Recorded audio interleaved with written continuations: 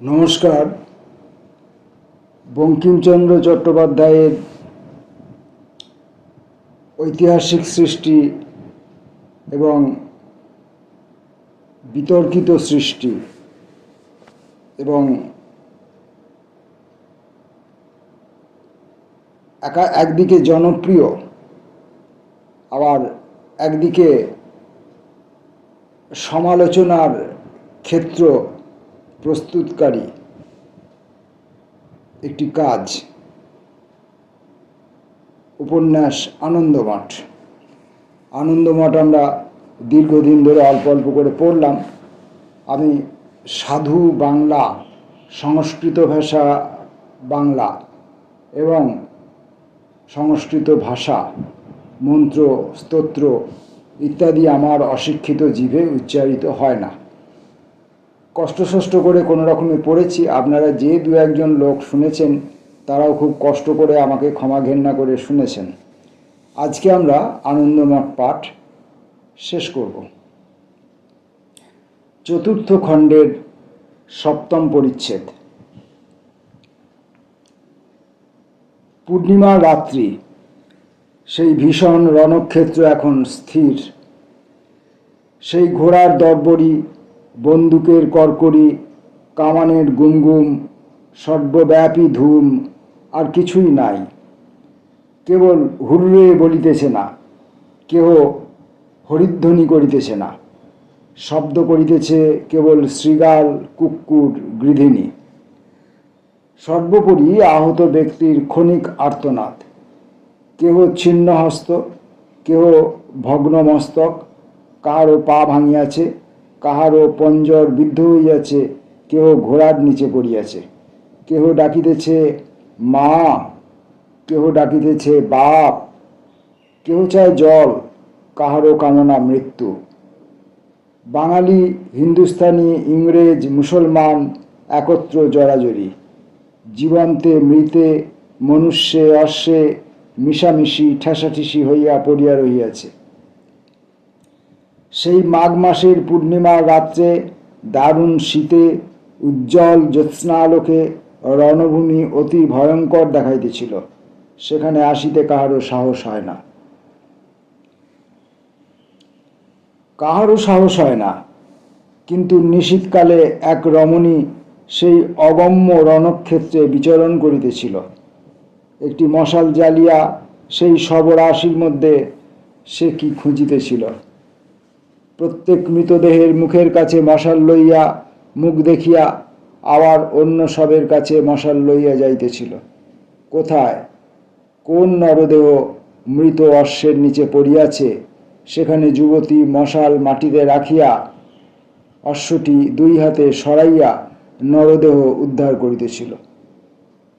তারপর যখন দেখিতে পায় যে যাহাকে খুঁজিতেছে সে নয়, তখন মশাল তুলিয়া সরিয়া যায়। এইরূপ অনুসন্ধান করিয়া যুবতী সকল মাঠ ফিরিল, যা খুঁজে তা কোথাও পাইল না। তখন মশাল ফেলিয়া সেই শবরাশিপূর্ণ রুধিরাক্ত ভূমিতে লুটাইয়া পড়িয়া কাঁদিতে লাগিল। সে শান্তি, জীবানন্দের দেহ খুঁজিতেছিল। শান্তি লুটাইয়া পড়িয়া কাঁদিতে লাগিল। এমন সময়ে এক অতি মধুর সকরুণ ধ্বনি তাহার কর্ণরন্ধ্রে প্রবেশ করিল। কে যেন বলিতেছে, উঠো মা, কাঁদিও না। শান্তি চাহিয়া দেখিল সম্মুখে জ্যোৎস্নালোকে দাঁড়াইয়া এক অপূর্ব দৃশ্য, প্রকাণ্ডাকার জটা জুটোধারী মহাপুরুষ। শান্তি উঠিয়া দাঁড়াইল। তিনি আসিয়াছিলেন। তিনি বলিলেন, কাঁদিও না মা, জীবানন্দের দেহ আমি খুঁজিয়া দিতেছি, তুমি আমার সঙ্গে আইসো। তখন সেই পুরুষ শান্তিকে রণক্ষেত্রের মধ্যস্থলে লইয়া গেলেন। সেখানে অসংখ্য শবরাশি উপর্যুপরি পড়িয়াছে। শান্তি তাহা সকল নাড়িতে পারে নাই। সেই শবরাশি নাড়িয়া সেই মহাবলবান পুরুষ এক মৃতদেহ বাহির করিলেন। শান্তি চিনিল সেই জীবানন্দের দেহ। সর্বাঙ্গ ক্ষতবিক্ষত, রুধিরে পরিপ্লুপ্ত। শান্তি সামান্য স্ত্রীলোকের ন্যায় উচ্চৈঃস্বরে কাঁদিতে লাগিল। আবার তিনি বলিলেন, কাঁদিও না মা, জীবানন্দ কি মরিয়াছে? স্থির হইয়া উহার দেহ পরীক্ষা করিয়া দেখো, আগে নাড়ি দেখো। শান্তি সবে নাড়ি টিপিয়া দেখিল, কিছুমাত্র গতি নাই। সেই পুরুষ বলিলেন, বুকে হাত দিয়া দেখো, সেখানে হৃৎপিণ্ড। শান্তি সেইখানে হাত দিয়া দেখিল, কিছুমাত্র গতি নাই, সব শীতল। সেই পুরুষ আবার বলিলেন, নাকের কাছে হাত দিয়া দেখো, কিছুমাত্র নিঃশ্বাস বহিতেছে কি? শান্তি দেখিল, কিছুমাত্র না। সেই পুরুষ বলিলেন, আবার দেখো, মুখের ভিতর আঙুল দিয়া দেখো, কিছুমাত্র উষ্ণতা আছে কিনা। শান্তি আঙুল দিয়া দেখিয়া বলিল, বুঝিতে পারিতেছি না। শান্তি আশামুক্ত হইয়াছিল। মহাপুরুষ বাম হস্তে জীবানন্দের দেহ স্পর্শ করিলেন, বলিলেন, তুমি ভয়ে হতাশ হইয়াছ, তাই বুঝিতে পারিতেছ না। শরীরে কিছু তাপ এখনো আছে বোধ হইতেছে, আবার দেখো দেখি। শান্তি তখন আবার নাড়ি দেখিল, কিছু গতি আছে। বিস্মিত হইয়া হৃৎপিণ্ডের উপর হাত রাখিল, একটু ধক ধক করিতেছে। নাকের কাছে অঙ্গুলি রাখিল, একটু নিঃশ্বাস বহিতেছে। মুখের ভিতর অল্প উষ্ণতা পাওয়া গেল। শান্তি বিস্মিত হইয়া বলিল, প্রাণ ছিল কি, না আবার আসিয়াছে? তিনি বললেন, তাও কি হয় মা? তুমি উহাকে বহিয়া পুষ্করিণীতে আনিতে পারিবে? আমি চিকিৎসক, উহার চিকিৎসা করিব। শান্তি অনায়াসে জীবানন্দকে কোলে করিয়া পুকুরের দিকে লইয়া চলিল। চিকিৎসক বলিলেন, তুমি ইহাকে পুকুরে লইয়া গিয়া রক্ত সকল ধুইয়া দাও, আমি ওষুধ লইয়া যাইতেছি। শান্তি জীবানন্দকে পুষ্করিণী তীরে লইয়া গিয়া রক্ত ধৌত করিল। তখনই চিকিৎসক বন্য লতাপাতার প্রলেপ লইয়া আসিয়া সকল ক্ষতমুখে দিলেন। তারপর বারংবার জীবানন্দের সর্বাঙ্গে হাত বুলাইলেন। তখন জীবানন্দ এক দীর্ঘ নিঃশ্বাস ছাড়িয়া উঠিয়া বসিল। শান্তির মুখবাণী চাহিয়া জিজ্ঞাসা করিল, যুদ্ধে কার জয় হইল? শান্তি বলিল, তোমারই জয়, এই মহাত্মাকে প্রণাম করো। তখন উভয়ে দেখিল, কেহ কোথাও নাই, কাহাকে প্রণাম করিবে?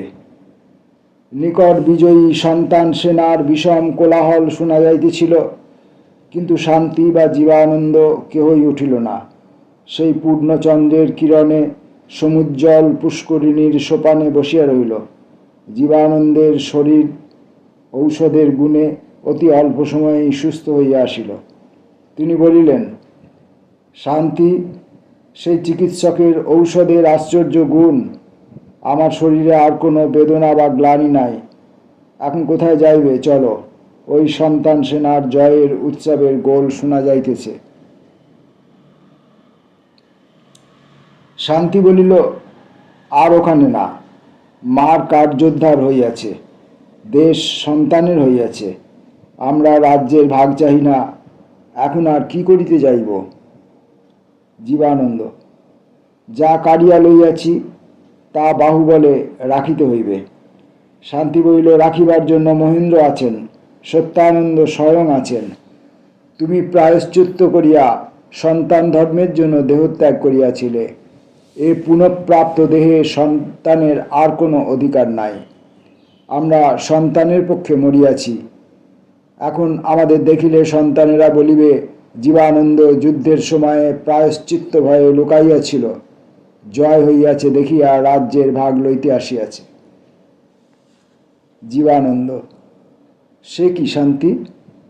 লোকের অপবাদ ভয়ে আপনার কাজ ছাড়িব? আমার কাজ মাতৃসেবা, যে যা বলুক না কেন, আমি মাতৃসেবাই করিব। শান্তি বলিল, তাহাতে তোমার আর অধিকার নাই, কেননা তোমার দেহ মাতৃসেবার জন্য পরিত্যাগ করিয়াছ। যদি আবার মার সেবা করিতে পাইলে তবে তোমার প্রায়শ্চিত্ত কি হইল? মাতৃসেবায় বঞ্চিত হওয়াই এই প্রায়শ্চিত্তের প্রধান অংশ, নইলে শুধু তুচ্ছ প্রাণ পরিত্যাগ করিয়া কি বড় একটা ভারী কাজ? জীবানন্দ বলিল, শান্তি, তুমি সার বুঝিতে পারো। আমি এ প্রায়শ্চিত্ত অসম্পূর্ণ রাখিব না। আমার সুখ সন্তান ধর্মে, সে সুখে আমাকে বঞ্চিত করিব। কিন্তু যাইব কোথায়? মাতৃসেবা ত্যাগ করিয়া গৃহে গিয়া তো সুখ ভোগ করা হইবে না। শান্তি বলিল, তা কি আমি বলিতেছি?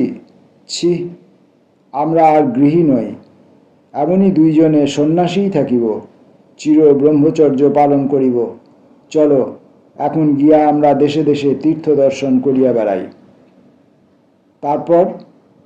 তারপর হিমালয়ের উপর কুটির প্রস্তুত করিয়া দুইজনে দেবতার আরাধনা করিব, যাতে মার মঙ্গল হয়, সেই বর মাগিব। তখন দুইজনে উঠিয়া হাত ধরাধরি করিয়া জ্যোৎস্নাময় নিশীথে অনন্তে অন্তর্হিত হইল। হায়, আবার আসিবে কি মা? জীবানন্দের ন্যায় পুত্র, শান্তির ন্যায় কন্যা আবার গর্ভে ধরিবে কি?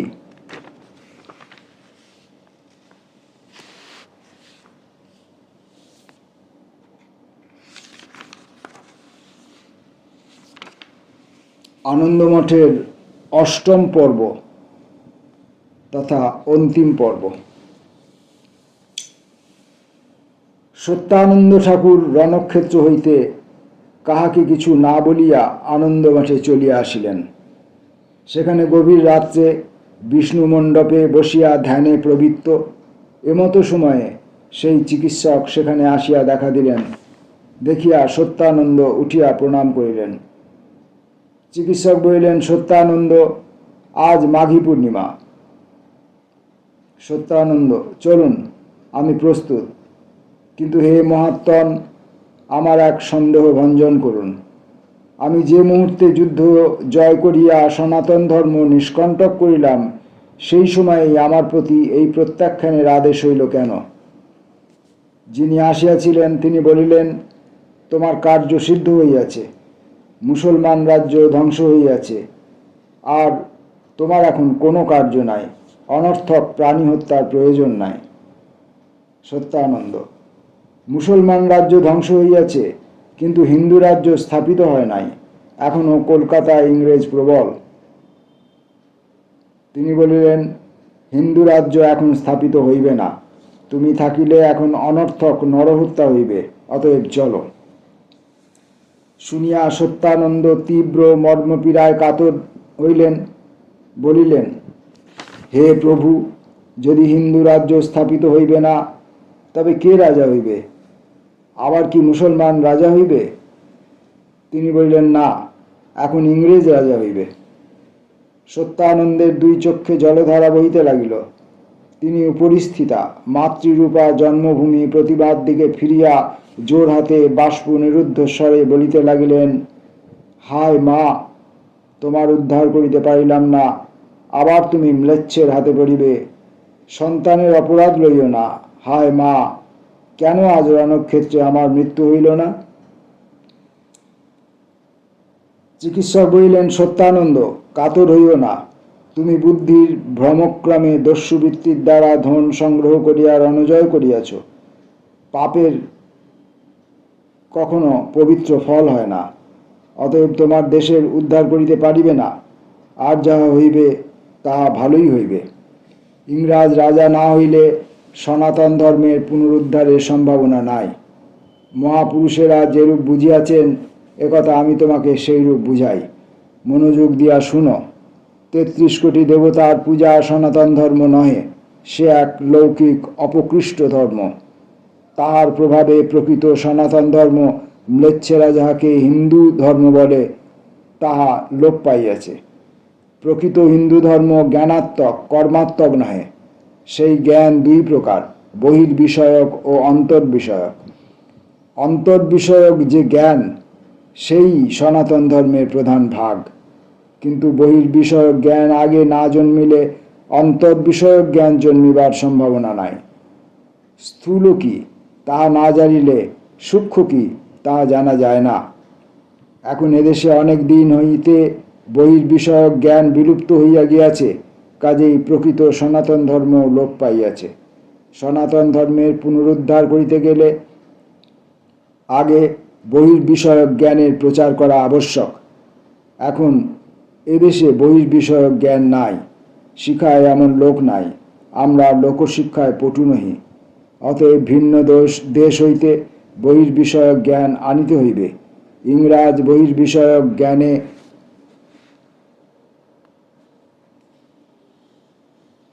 অতি সুপণ্ডিত, লোকশিক্ষায় বড় সুপটু, সুতরাং ইংরাজকে রাজা করিব। ইংরেজি শিক্ষায় দেশীয় লোক বহিস্তত্ত্বে সুশিক্ষিত হইয়া অন্তস্তত্ত্ব বুঝিতে সক্ষম হইবে। তখন সনাতন ধর্ম প্রচারের আর বিঘ্ন থাকিবে না। তখন প্রকৃত ধর্ম আপনা আপনি পুনরুদ্দীপ্ত হইবে। যতদিন না হয় ততদিন না হিন্দু আবার জ্ঞানবান, গুণবান আর বলবান হয়, ততদিন ইংরেজ রাজ্য অক্ষয় থাকিবে। ইংরেজ রাজ্যে প্রজা সুখী হইবে, নিষ্কণ্টকে ধর্মাচরণ করিবে। অতএব হে বুদ্ধিমান, ইংরেজের সঙ্গে যুদ্ধে নিরস্ত হইয়া আমার অনুসরণ করো। সত্যানন্দ বলিলেন, হে মহাত্মন, যদি ইংরেজকে রাজা করাই আমাদের অভিপ্রায়, যদি এ সময় ইংরেজের রাজ্যই দেশের পক্ষে মঙ্গলকর, তবে আমাদিগকে এই নৃশংস যুদ্ধকার্যে কেন নিযুক্ত করিয়াছিলেন? মহাপুরুষ বলিলেন, ইংরেজ এক্ষণে বণিক, অর্থ সংগ্রহী মন, রাজ্য শাসনের ভার লইতে চাহে না। এই সন্তান বিদ্রোহের কারণে তাহারা রাজ্য শাসনের ভার লইতে বাধ্য হইবে, কেননা রাজ্য শাসন ব্যতীত অর্থ সংগ্রহ হইবে না। ইংরেজ রাজ্যে অভিষিক্ত হইবে বলিয়াই সন্তান বিদ্রোহ উপস্থিত হইয়াছে। এক্ষণে আইস, জ্ঞান লাভ করিয়া তুমি সকল কথা বুঝিতে পারিবে। সত্যানন্দ বলিলেন, হে মহাত্মন, আমি জ্ঞান লাভের আকাঙ্ক্ষা রাখি না, জ্ঞানে আমার কাজ নাই। আমি যে ব্রতে ব্রতী হইয়াছি, ইহাই পালন করিব। আশীর্বাদ করুন, আমার মাতৃভক্তি অচলা হোক। মহাপুরুষ, ব্রত সফল হইয়াছে, মার মঙ্গল সাধন করিয়াছ, ইংরাজ রাজ্য স্থাপিত করিয়াছ, যুদ্ধ বিগ্রহ পরিত্যাগ করো, লোকে কৃষিকার্যে নিযুক্ত হোক, পৃথিবী শস্যশালিনী হউন, লোকের শ্রীবৃদ্ধি হোক। সত্যানন্দের চক্ষু হইতে অগ্নিস্ফুলিঙ্গ নির্গত হইল। তিনি বলিলেন, শত্রু শনিতে সিক্ত করিয়া মাতাকে শস্যশালিনী করিব? মহাপুরুষ বলিলেন, শত্রুকে? শত্রু আর নাই, ইংরেজ মিত্র রাজা, আর ইংরেজের সঙ্গে যুদ্ধে শেষ জয়ী হয় এমন শক্তিও কাহারও নাই। সত্যানন্দ বলিলেন, না থাকে, এইখানে এই মাতৃপ্রতিম মা সম্মুখে দেহত্যাগ করিব। মহাপুরুষ বলিলেন, অজ্ঞানে? চলো, জ্ঞান লাভ করিবে চলো। হিমালয় শিখরে মাতৃমন্দির আছে, সেইখান হইতে মাতৃমূর্তি দেখাইব। এই বলিয়া মহাপুরুষ সত্যানন্দের হাত ধরিলেন। কি অপূর্ব শোভা! সেই গম্ভীর বিষ্ণু মন্দিরে প্রকাণ্ড চতুর্ভুজ মূর্তির সম্মুখে ক্ষীণালোকে সেই মহাপ্রতিভাপূর্ণ দুই পুরুষ মূর্তি শোভিত, একে অন্যের হাত ধরিয়াছেন। কে কাহাকে ধরিয়াছে? জ্ঞান আসিয়া ভক্তিকে ধরিয়াছে, ধর্ম আসিয়া কর্মকে ধরিয়াছে, বিসর্জন আসিয়া প্রতিষ্ঠাকে ধরিয়াছে, কল্যাণ আসিয়া শান্তিকে ধরিয়াছে। এই সত্যানন্দ শান্তি, এই মহাপুরুষ কল্যাণী। সত্যানন্দ প্রতিষ্ঠা, মহাপুরুষ বিসর্জন। বিসর্জন আসিয়া প্রতিষ্ঠাকে লইয়া গেল। আনন্দমঠ শেষ হল।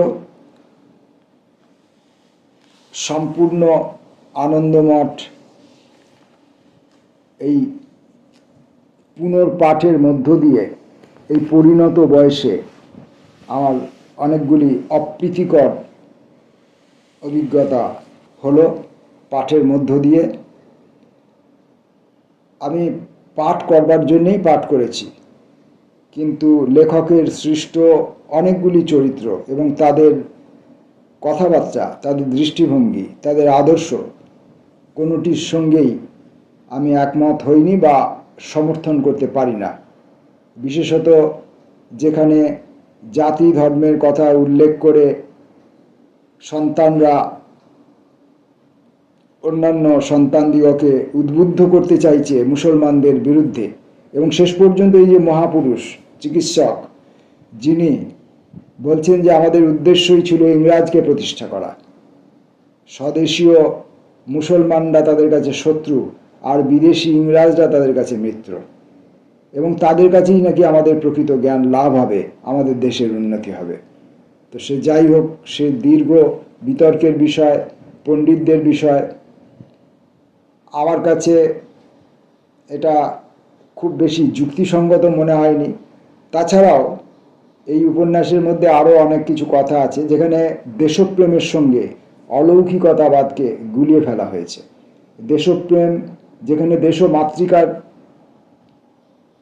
বন্দনা করা হচ্ছে, সেখানে বিষ্ণু কি করে এসে পড়ে, সেখানে স্বর্গের অন্যান্য দেবদেবী আবির্ভাব কী করে হয়, তাদের প্রসঙ্গ কিভাবে আসে, এটা আমার মাথায় যুক্তিতে আসে না। কারণ ওগুলি হচ্ছে অলৌকিক চিন্তা, ওগুলির কোনো বাস্তব ভিত্তি নেই, এই পার্থিব বাস্তব ভিত্তি নেই। পার্থিব বাস্তবতার মধ্যে আমার এই দেশ আছে, আমার মাটি আছে, আমার দেশবাসী আছে, আমার দেশের গাছপালা, অন্যান্য প্রাণী এবং পৃথিবীজ বিভিন্ন সম্পদ আছে। কিন্তু এই পার্থিব পৃথিবীর মধ্যে কোথাও দেব দেবী, যা যা দেবতাদের এবং দেবীদের বর্ণনা করা হয়েছে এই উপন্যাসের মধ্যে, তাদের প্রচার করা হয়েছে, যখন আনন্দমঠে ঢুকছে একটা একটা করে মূর্তি দর্শন করছে আর দেখানো হচ্ছে, সেগুলোর কোথাও এই বাস্তব ভিত্তি নেই, সেগুলো সবই কল্পিত।